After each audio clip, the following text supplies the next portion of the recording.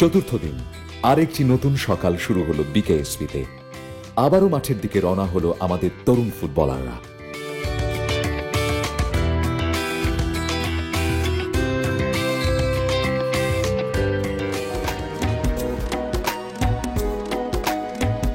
আজকের প্র্যাকটিসে জোর দেওয়া হয় অ্যাটাকিং, ফিনিশিং এবং গোলকিপারের নানা ট্যাকটিক্সের ওপর। আজকে আমাদের 4 ডে প্র্যাকটিস হচ্ছে। এখানে আমরা অ্যাটাকিং এবং ফিনিশিং এবং উইং দিয়ে অ্যাটাক কীভাবে করতে হবে এটার উপর আমরা কাজ করতেছি। আর আমাদের এটা খুব প্রাণবন্ত হচ্ছে এবং তারা খুব ভালোভাবে কাজটা করতে পারতেছে এবং গোলকিপারও খুব ভালো গোলকিপিং প্র্যাকটিস করছে এবং তারাও বল ভালো সেভ করতেছে। ডিফেন্স টু অ্যাটাক সেই হিসেবে গোলকিপারদের আমরা প্রস্তুত করছি। আর প্রস্তুতির সাথে আমরা কিছু তাদের স্কুপিং, কাপিং, ডাব্লু পজিশন, এই ভুল ত্রুটিগুলো তারা করতেছে, এগুলোকে শুধরে দিয়ে তাদেরকে রেডি করে দিয়েছি। কিন্তু ইনজুরি যেন কোনোভাবে পিছু ছাড়ছিল না খেলোয়াড়দের। মাইনুলের পর এবার ব্যথা পেয়ে মাঠ থেকে উঠে যেতে হলো তারিফকে।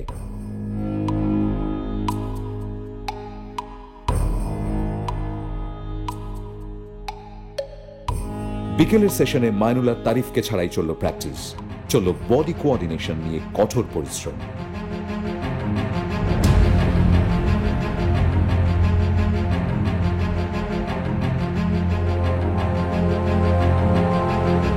দ্বিতীয় সেশনে আমরা ট্রেনিং করছি। ফুটবলের খুবই একটা ইম্পর্টেন্ট পার্ট আজকে ট্রেনিং হচ্ছে, warming up plus coordination training. High পারফরমেন্সের জন্য এমন একটা অংশ কোঅর্ডিনেশন ট্রেনিং, যে বডির সাথে হাতের সাথে মাথার সাথে পায়ের একটা সমন্বয়, এই সমন্বয়টা খুবই জরুরি এবং এই কোঅর্ডিনেশন ট্রেনিংটা প্রথম হলো আজকে।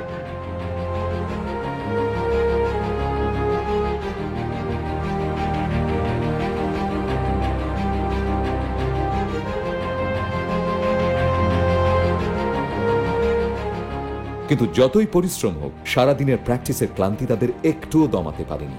গান ও আড্ডায় এভাবেই চলল আন্ডার 17 বুট ক্যাম্প।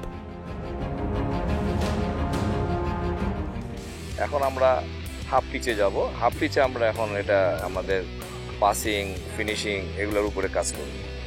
লো ড্রাইভিং, হাই ড্রাইভিং কিভাবে করতে হবে সেগুলো নিয়ে আমরা কাজ করেছি। আর এই কঠিন চ্যালেঞ্জের জন্য প্রস্তুত হতে বিকেল বেলা চলল জিম সেশন।